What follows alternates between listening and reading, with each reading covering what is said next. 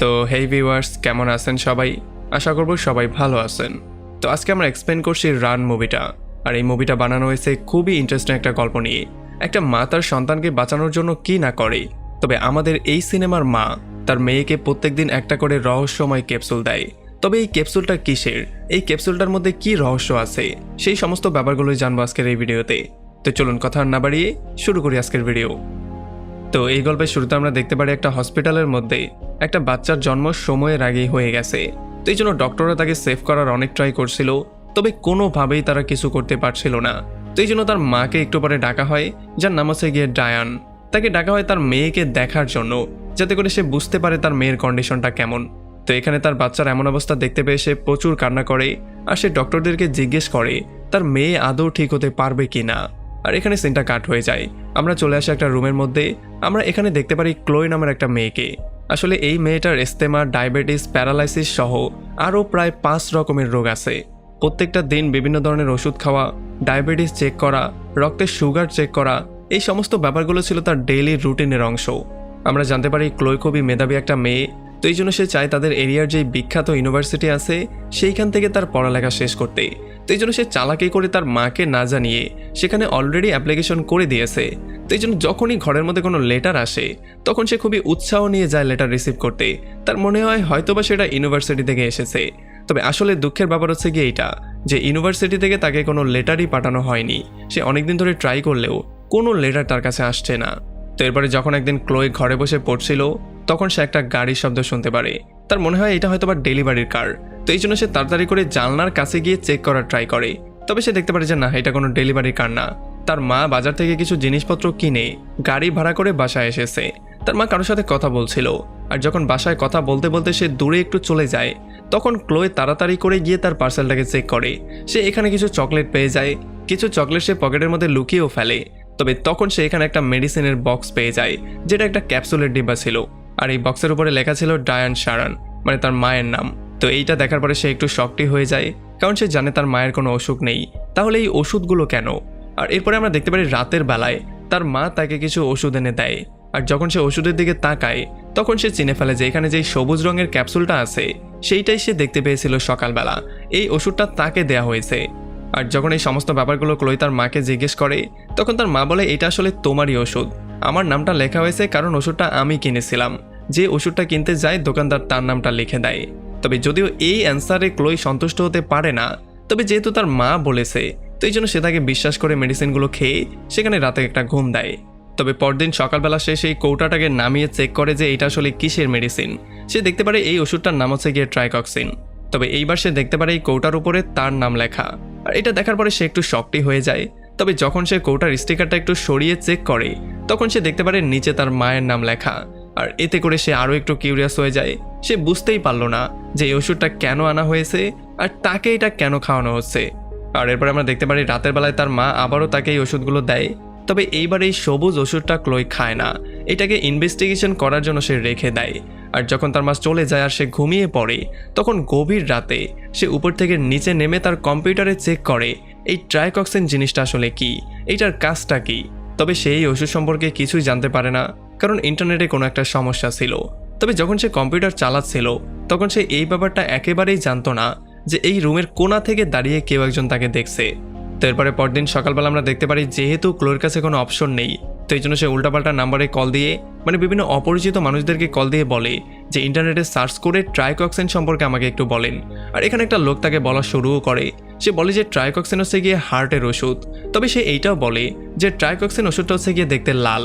আর এইটা শোনার পরে ক্লোই আরও একটু বেশি শকড হয়ে যায়, কারণ তাকে খাওয়ানো হচ্ছে একটা সবুজ ওষুধ আর ট্রাইকক্সিন হচ্ছে লাল। তার মানে সে বুঝতে পারে তার মা তার থেকে কিছু একটা লোক আছে, সে তাকে কিছু একটা করতে চাচ্ছে। এবার কেন এটা করছে সে এই ব্যাপারটা জানে না। তো এখন যেহেতু ক্লোর কাছে একটাই অপশন যে কোনো মূল্যে বাইরে গিয়ে কোনো একটা মেডিসিনের দোকানে গিয়ে ওষুধটাকে দেখানো, তো এই জন্য সে তার মাকে বলে সে সিনেমা দেখতে যাবে। আর তার মা তাকে সিনেমা দেখতে সিনেমা হলে নিয়েও আসে। তবে সিনেমা হলে আসার পরে সে তার মাকে বলে আমার ওয়াশরুমে যেতে হবে। আর এই জন্য সে ওয়াশরুমের নাম করে সেখান থেকে বেরিয়ে চলে আসে। সে দ্রুত পাশের একটা মেডিসিন শপে চলে আসে। আর এখানে কেমিস্টকে সে সেই ওষুধটাকে দেখিয়ে বলে যে এই ওষুধটার নামটা কি, আমার এই ওষুধ সম্পর্কে জানতে হবে, কারণ এই ওষুধটা আমাকে খাওয়ানো হচ্ছে। তবে কেমিস্ট এই ওষুধটা দেখার পরে কোনোভাবে চিনতে পারে না, কারণ এইটা ট্রাইকক্সিন ছিলই না। আসলে এটা ছিল রাইডোজের নামের একটা ওষুধ, যেটা নর্মালি কুকুরের জন্য ইউজ করা হয়। এইটা জানার পরে ক্লোই পুরোপুরি হয়ে যায় যে তাকে একটা কুকুরের ওষুধ খাওয়ানো হচ্ছে। আর তখন সে ক্যামিসকে জিজ্ঞেস করে যে যদি কোনো মানুষকে এই ওষুধটা খাওয়ানো হয় তাহলে কি হবে। তখন ক্যামিস বলে যে যদি কোনো মানুষ এই ওষুধটা খায় তাহলে সে হয়তোবা অর্ধেক আর নয়তোবা পুরোটাই প্যারালাইজড হয়ে যেতে পারে। আর এইটা শোনার পরে ক্লোই আরও বেশি হয়ে যায়। তবে তখন আমরা দেখতে পারি এখানে তার মা চলে আসে। আর তার মা যখন দেখতে পারে সে ডক্টরের সাথে কথাবার্তা বলছে, তখন সে দ্রুত এসে তাকে একটা বেহুশ হওয়ার ইঞ্জেকশন পুশ করে। এতে করে ক্লোই সেখানে বেহুশ হয়ে যায় আর তার মা তাকে নিয়ে সেখান থেকে বেরিয়ে চলে আসে। আমরা দেখতে পারি তার মা ক্লোইকে বাসায় এনে একটা রুমের মধ্যে শুইয়ে দেয়। আর এরপর সে নিজে বেরিয়ে পড়ে অন্য একটা ওষুধ আনার জন্য, যেই ওষুধটা সে অনেকদিন ধরে খুঁজছিল। তবে সে কোনোভাবেই সেই ওষুধটা পাচ্ছিল না। তবে যাওয়ার আগে সে তাকে এখানে লক করে দিয়ে যায়। আর যখন ক্লোই জ্ঞান ফিরে পায় তখন সেই ব্যাপারটা বুঝতে পারে যে তাকে লক করে দেওয়া হয়েছে। এই জন্য সে দরজাটাকে খোলার ট্রাই করে, তবে কোনো লাভ হয় না। আর এরপর সে টালার লকটাকে খোলার ট্রাই করে। তবে তার মা এই ব্যাপারটা আগে থেকেই জানতো যে সে হয়তোবা চালাকি করে টালার লকটা খুলতে পারে। তো এই জন্য সে দরজাটাকে একটা লাঠি দিয়ে এমন করে লাগিয়ে দিয়ে গিয়েছে যে যদি সে টালার লকটা খুলেও ফেলে তবুও সে দরজাটা খুলতে পারবে না। তবে আমরা দেখতে পারি ক্লোই কোনোভাবেই হার মানবে না। সেটা খুব ভালো করে জানে কি করে সায়েন্সের ইউজ করে গ্লাসকে ভাঙতে হয়। তো এই জন্য সে মুখে কিছু পানি নিয়ে, একটা তার নিয়ে আর একটা কম্বল নিয়ে বেরিয়ে পড়ে গ্লাস ভাঙার জন্য। আমরা দেখতে পারি এই গ্লাসটা খুলে সে কোনো রকমে বাইরে আসে আর এরপরে ক্রলিং করে চলে আসে অন্য রুমের অন্য গ্লাসের সামনে। আর এরপর এখানে কারেন্টে হিট দিয়ে সে কিছু পানি মেরে গ্লাসটাকে ভেঙে ফেলে। আর এরপর সেই গ্লাসের উপরে কম্বল দিয়ে ক্রলিং করে উপর দিয়ে চলে আসে, যাতে করে গ্লাসের যেই টুকরোগুলো আছে সেগুলো তার কোনো ক্ষতি করতে না পারে। তবে জানলা দিয়ে মধ্যে আসার সঙ্গে সঙ্গেই ক্লোর অবস্থা খারাপ হয়ে যায়, কারণ সে নিঃশ্বাস নিতে পারছিল না। তার যে ইস্তেমার পাম্প আছে সেটা সে সঙ্গে আনতে ভুলে গিয়েছে। তো এই জন্য সে ক্রলিং করে করে আবারও তার রুমের কাছে আসে। তার রুমের সামনে সমস্ত লকগুলোকে ভেঙে সে রুমের মধ্যে গিয়ে ইস্তেমার পাম্পটা নেয়। আর এরপর সেটা মুখের মধ্যে দিয়ে সে ফাইনালি তার নিঃশ্বাসটাকে নেয়। আর এরপর সে হুইল চেয়ারে করে নিচে আসার ট্রাই করে। তবে তার মা এখানে লিফটটাকেও ভেঙে দিয়ে চলে গিয়েছে। তো এই জন্য সে নিচে নামতেও পারছিল না। তবে আমরা দেখতে পারি ক্লোই কোনো রকমে তার হুইল চেয়ারটাকে নিচে ফেলে দেয়। আর এরপর সে সিঁড়ি দিয়ে গড়াগড়ি করতে করতে কোনো রকমে নিচের দিকে নামার ট্রাই করে। তবে যখন ক্লোই নামার ট্রাই করছিল তখন তার পাটা পিছলে যায়। আর এই জন্য সে উল্টাপাল্টা গড়াগড়ি করে সিঁড়ি থেকে ধাপ করে নিচের দিকে পড়ে। তার মাথার দিয়ে একটু রক্তও বের হয়। তবে তখন সে বুঝতে পারে যে তার পাটা সে নাড়াতে পারছে, মানে তার পায়ের আঙুলটা সে নাড়াতে পারছে, কারণ তার মায়ের দেয়া যে মেডিসিনগুলো সেগুলো সে অনেকদিন ধরে খাচ্ছে না।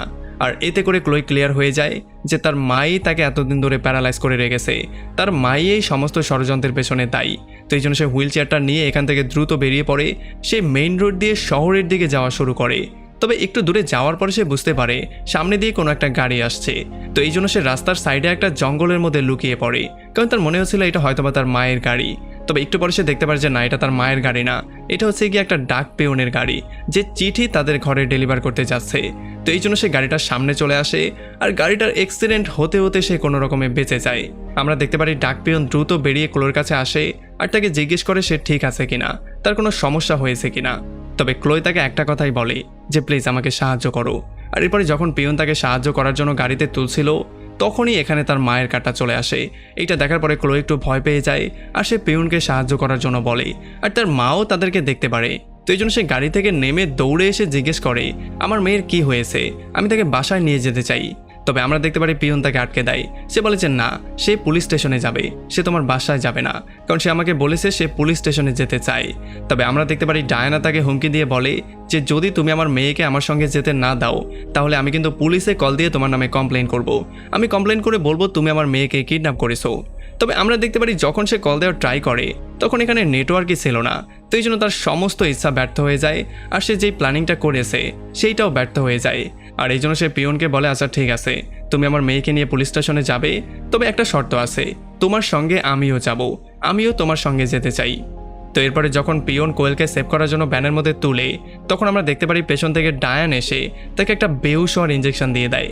এইটা দেখার পরে কোয়েল পুরোপুরি হয়ে যায় আর তার সাথেও এমনটাই করা হয়, মানে তাকেও একটা বেহুশ হওয়ার ইঞ্জেকশন দিয়ে দেওয়া হয়। আর এরপরে যখন কোয়েল চোখটা খুলে তখন সে দেখতে পারে সে তাদের ঘরের স্টোর রুমের মধ্যে বন্দি অবস্থায় আছে। সে চাইলেও এখান থেকে বেরোতে পারবে না, কারণ ডায়ান তার হুইল চেয়ারটা একটা শিক দিয়ে বেঁধে দিয়েছে। এখানে সে ডাস্টবিনের মধ্যে কিছু কাগজ পড়ে থাকতে দেখতে পারে। আর যখন সে গিয়ে কাগজগুলোকে চেক করে তখন সে জানতে পারে যে ইউনিভার্সিটি থেকে তাকে অনেকগুলো লেটারই পাঠানো হয়েছে, তবে একটা লেটারও তার মা তাকে দেয়নি। এই লেটারগুলো তার মা তার থেকে বারবার করে লুকিয়েছে। এখানে কোয়েল কালো আলকাতরার মতো কিছু একটা পেয়ে যায়, যেটা হয়তোবা তার মা তাকে প্যারালাইজ করার জন্য বানিয়েছিল। তো এরপরে যখন ক্লোই এখানে আরও একটু ঘাটাঘাটি করে, তখন সে তার ছোটোবেলার কিছু পিকচার পেয়ে যায়। আর এগুলো দেখার পরে সে পুরোপুরি থ হয়ে যায়, কারণ সে দেখতে পারে ছোটোবেলায় সে পুরোপুরি সুস্থ ছিল, তার পাগুলো ভালো ছিল, সে হাঁটছিল, দৌড়াদৌড়ি করছিল, আর এখন সে প্যারালাইজড হয়ে গেছে। তবে কেন হয়েছে সে নিজেও জানে না। আর সবচেয়ে শক করা ব্যাপার হচ্ছে সে এখানে একটা মেয়ের ডেথ সার্টিফিকেট পায়, যার নাম হচ্ছে গিয়ে ক্লোই। সে তার জন্মের মাত্র 2 ঘন্টা পরেই মারা গিয়েছিল।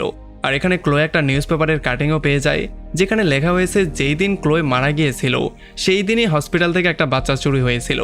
আর এইটা দেখার পরে সে পুরোপুরি থ হয়ে যায়। সে এটা ক্লিয়ারলি বুঝতে পারে যে সে ডায়ানের আসল মেয়ে না, সে হচ্ছে গিয়ে সেই মেয়ে যেই মেয়েকে ডায়ান চুরি করেছিল। তার আসল বাবা মা তো অন্য কেউ। আর তখন আমরা ফ্ল্যাশব্যাকেও দেখতে পারি এই সিনটা। আসলে যখন ডায়ানের বাচ্চাকে ডাক্তাররা সেভ করতে পারেনি, তখন ডায়ান এতটাই রাগ হয়েছিল আর সে এতটা আপসেট হয়ে গিয়েছিল যে সে অন্য একজনের বাচ্চাকে চুরি করে এখান থেকে পালিয়ে গিয়েছিল। আর এখানে যখন ক্লোই সমস্ত ব্যাপারগুলো পড়ছিল, তখনই এখানে ডায়ান চলে আসে। আর ডায়ানকে দেখার পরে ক্লোই আরও একটু বেশি রাগ হয়ে যায়। সে তাকে বলে যে আমি তোমার সমস্ত সত্যিটা জানি, আমি জানি তুমি কে, আমি যে তোমার আসল মেয়ে না সেটাও আমি জানি, তুমি যে আমাকে চুরি করেছো সেই সমস্ত ব্যাপারটাও আমি জানি। তবে এই সমস্ত ব্যাপারগুলো শোনার পরে ডায়ান তেমন কোনো শকড হয় না। সে তাকে বলে যে তোমাকে আমি পঙ্গু এই জন্য করে রেখেছি কারণ আমি তোমাকে ভালোবাসি, আমার মেয়ে যে পঙ্গু ছিল সেটা সবাই জানে। এখন যদি তুমি পঙ্গু না হও তাহলে কেউ বিশ্বাসই করবে না তুমি আমার মেয়ে। আর আমরা দেখতে পারি সে ক্লোয়ের সামনে তার সমস্ত ওষুধগুলো ফেলে দেয়। আর এরপর সে তাকে বলে যে প্লিজ এই সমস্ত ব্যাপারগুলো ভুলে গিয়ে তুমি আবারও আগের মতো হয়ে যাও, তুমি আমার মেয়ে হয়েই থাকা শুরু করো। তবে এখানে যখন তাদের মধ্যে কথা কাটাকাটি হয়ে যায়, তখন আমরা দেখতে পারি ডায়ানের ধৈর্যের সীমা ক্রস করে। সে সেই কালো জিনিসগুলো, মানে সেই আলকাতরার মতো জিনিসগুলো সিরিঞ্জের মধ্যে ভরা শুরু করে। আর এইটা দেখার পরে ক্লোয়ে একটু বেশি ভয় পেয়ে যায়। সে এখান থেকে দৌড়ে গিয়ে একটা আলমারির পেছনে লুকিয়ে পড়ে আর আলমারিটাকে সে লক করে দেয়। তবে তখন এখানে সে কিছু বিষের ডিব্বা পেয়ে যায়। আর যখন তার মা আলমারির দরজাটা ভেঙে তাকে সেটা দিতে আসে, তখন সে পুরো বিষটাই খেয়ে ফেলে। আর তার মেয়েকে মরতে দেখতে পেয়ে ডায়ান প্রচুর কান্না করে। সে চাইছিল না কোনোভাবেই ক্লোয় মারা যাক, সে শুধু ক্লোয়কে পঙ্গু করে তার সঙ্গে তার মেয়ে হিসেবে রাখতে চেয়েছিল। এরপরে ক্লোয়কে হসপিটালে নিয়ে আসা হয় আর ডক্টররা অনেক কষ্টের পরে ফাইনালি ক্লোয়কে কোনো রকমে সেভ করতে পারে। তবে এর পরের কয়েকটা মাস ক্লোয় কোনোভাবেই কথাবার্তা বলতে পারবে না, সে নড়াচড়া করতে পারবে না, সে তার হাত পাগুলোকেও নাড়াতে পারবে না। তো এরপরে যখন হসপিটালে ক্লোয় শুয়েছিল, তখন সে দেখতে পারে তার মা জানলার ওই পার থেকে তার দিকে তাকিয়ে আছে। আর এটা দেখার পরে তার মাথাটা একটু গরম হয়ে যায়। তো এই জন্য সে হেল্প বাটনে প্রেস করে নার্সকে তার দিকে ডাকে। তবে যেহেতু সে মুখ দিয়ে কিছু বলতে পারছিল না, তো এই জন্য সে ইশারাতে বলার ট্রাই করে। তবে নার্স সেটা বুঝতে পারে না। তো এই জন্য নার্স তাকে খাতা কলম এনে দেয়, যাতে করে সে লিখে ব্যাপারটাকে বলতে পারে। আর যখন ক্লোই কিছু একটা লেখার ট্রাই করছিল, তখনই এখানে ইমার্জেন্সি অ্যালার্মটা বেজে ওঠে। আসলে তখন আমরা জানতে পারি যে এই অ্যালার্মটা বাজিয়েছে ডায়ান, যাতে করে সে নার্সের মনোযোগ অন্যদিকে নিতে পারে। আর যখন ইমার্জেন্সি অ্যালার্ম শুনতে পেয়ে নার্স বাইরে চেক করতে আসে, তখনই তার রুমের মধ্যে ডায়ান চলে আসে। আর ডায়ান তার মেয়ের ইনজেকশন সমস্ত কিছু খুলে এখান থেকে তাকে রেডি করে বের করে নিয়ে চলে যায়। তবে যখন নার্স আবারও ব্যাক করে, তখন সে দেখতে পারে এখানে ক্লোই নেই। এটা দেখার পরে সে একটু শক্ত হয়। তবে সে এখানে ক্লোইর লেখা সেই নোটটাও পেয়ে যায়, যেখানে সে লিখে দিয়েছিল মম। আর এইটা দেখার পরে নার্স বুঝতে পারে তার মা কোনো একটা কাহিনী করছে। তো এই জন্য সে হসপিটালের সিকিউরিটিকে কল দিয়ে দ্রুত ক্লোইকে সেভ করার জন্য বলে। আর সিকিউরিটি তাকে খোঁজা শুরু করে। আর অন্যদিকে আমরা দেখতে পারি ডায়ানও তার মেয়েকে নিয়ে চলে আসে এসকেলেটরের কাছে। তবে এখানে আসার পরে সে তার হুইল চেয়ারটাকে আর নাড়াতে পারছিল না। আসলে ক্লোই তার পায়ের ব্যবহার করতে পারছিল। সে তার পা দিয়ে তার হুইল চেয়ারটাকে আটকে ধরে আসে, যাতে করে তার মা এটাকে সরাতে না পারে। আর তখন আমরা দেখতে পারি এখানে হসপিটালের সিকিউরিটিও চলে আসে। আর তারা ডায়ানের দিকে গান পয়েন্ট করে তাকে বলে হাত উপরে করতে। তারা বলে কোনোভাবেই ক্লোইকে এক পা সামনে আগানোর ট্রাই করবে না, তাহলে আমরা কিন্তু শ্যুট করে দিব। তবে আমরা দেখতে পারি ডায়ানও তার গানটা বের করে তাদের দিকে পয়েন্ট করে বলে যে আমি আমার মেয়েকে আমার বাসায় নিয়ে যেতে চাই, আমি তোমাদের কোনো কথা শুনবো না, বেশি কথা বললে আমিও তোমাদেরকে শ্যুট করে দেব। তবে এইটা শোনার পরে একটা সিকিউরিটি গার্ড তার উপরে গুলি করে দেয়। আর এই জন্য সে একেবারে সিঁড়ি থেকে গড়াগড়ি দিয়ে নিচে পড়ে। আর এমন করেই ফাইনালি ক্লোইকে তারা সেভ করে ফেলে। আর এরপরে আমরা দেখতে পারি 7 বছর পরের সিন। আমরা এখানে দেখতে পারি একটা পাগলের হসপিটাল। আর এখানে ক্লোই এসেছে ডায়ানের সাথে মিট করতে। ক্লোই এখন নিজের পায়ে হাঁটতে পারে, তবে এইটা এখন পর্যন্ত তার জন্য খুবই কষ্টকর একটা ব্যাপার। সে হাঁটতে পারলেও অনেক কষ্ট করে হাঁটতে পারে। এখানে সে ডায়ানের সাথে মিট করতে এসেছে কারণ ডায়ান এখানে ভর্তি হওয়া। এখানে ক্লোই ডায়ানকে তার লাইফের সমস্ত ব্যাপারগুলো বলে। সে বলে যে এখন আমি খুবই ভালো আছি, আমার আসল ফ্যামিলিকে পেয়ে গেছি, তাদের সাথে আমি হ্যাপি আছি, আমার অনেকগুলো বন্ধুও আছে, আমার মন যেটা চায় আমি সেটাই করতে পারি, আমি আমার ফেভারিট ইউনিভার্সিটি থেকে লেখাপড়াও শেষ করেছি, আমার পাগুলো এখন অনেকটা ভালো হয়ে গেছে। তবে এর চেয়ে ভালো হবে কি না সেটা ডক্টররা এখন পর্যন্ত বলতে পারছে না, কারণ তুমি আমার পাগুলোর 12টা বাজিয়ে দিয়েছো। তুমি আমাকে এত এত মেডিসিন দিয়েছো যেগুলোর প্রভাবের জন্য আমার পাগুলো হয়তোবার কোনোদিন ঠিকও হবে না। তবে যাওয়ার আগে ক্লোই তার মুখ থেকে কিছু ওষুধ বের করে, আর এটা ছিল সেই কুকুরের ওষুধ যেইটা ক্লোইকে দেয়া হতো। আর এখানে ক্লোই খুবই মায়া নিয়ে বলে যে মা, আমি তোমাকে অনেক ভালোবাসতাম, তবে তুমি আমার সাথে এই কাজটা করেছো, এখন আমি তোমার সাথে এটা করব, চলো মুখটা খোলো। আর এমন একটা পয়েন্টে এই পুরো মুভিটা এখানে শেষ হয়ে যায়। তো আমাকে কমেন্ট করে জানান কেমন লাগলো ভিডিও। যদি ভালো লাগে তাহলে অবশ্যই একটা লাইক করবেন, আর যদি এখনও আমাদের চ্যানেলটা সাবস্ক্রাইব করে না থাকেন তাহলে প্লিজ করে ফেলুন। তো আমাদের দেখা হবে অন্য কোনো ভিডিওতে অন্য কোনো একদিন। Till then, take care.